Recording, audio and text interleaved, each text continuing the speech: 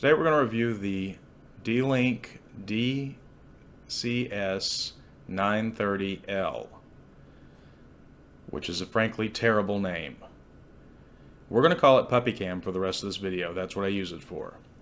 Puppycam is a nice little webcam with internet capabilities, network capabilities built into it. The back of it has a power cord and a network port on the back of it, Ethernet port on the back of it.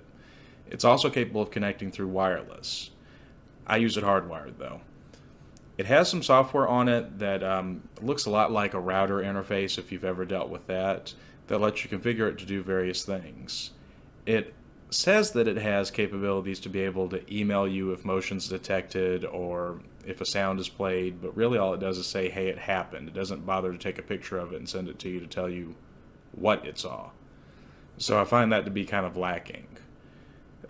It does, however, have an app that for iOS and Android that can be used to look at the camera remotely over the internet. There are username and password credentials associated with that, so it seems to be fairly secure.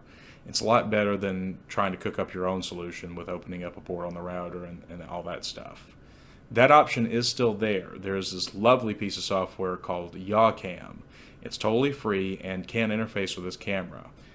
It is a lot more capable of doing things regarding motion detection or I think even sound detection, where it can be programmed to pay attention to its surroundings and only take a picture if so much of that has changed.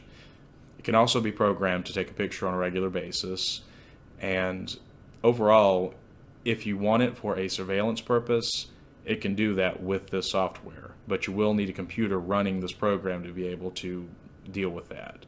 I would go to the extreme of you would probably want to have a dedicated computer for this purpose, or at least one that's on all the time. But it is fully possible to do. The camera itself is very simple to look at. It has a very low resolution compared to modern webcams, 640 by 480. So it's not going to be a super crisp or clear picture, but it's more than enough to be able to see what's there. For me, I use it again as a puppy cam because my dog happens to stay in one place when myself and my roommate are not home. So for us, we can point the camera at one specific location and keep tabs on her very easily. It would also be great for monitoring a baby or something like that, with as long as they're in a crib and stuck in one place, so to speak. It does have a microphone built into it so that you can hear what's going on through the D-Link software, but it does not have a way to transmit sounds, so you're not going to be talking to the baby or baby talking to your dog or what have you. Again, I use mine hardwired because I wanted it to be the best data connection it can be, but it's also capable of doing wireless if you want to do that. You probably will have to connect it hardwired to make the configuration changes necessary to make the camera work, but overall, I just went hardwired. It's easier in my opinion.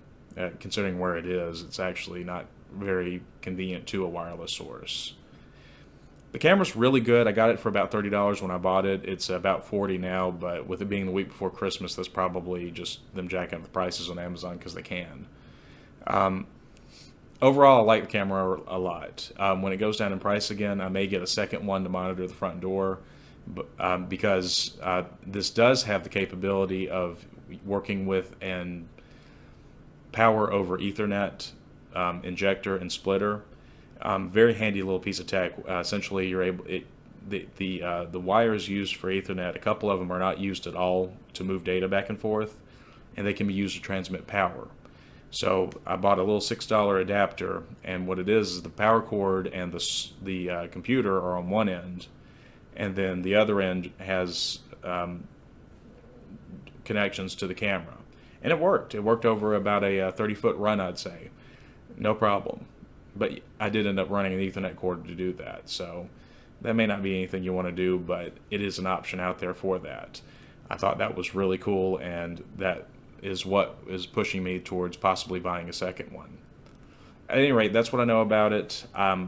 You've been using the camera for a little under a year now, and it's been a wonderful thing to be able to, just look in on the dog and make sure she's not getting in any trouble. So Let me know what you think, like or dislike.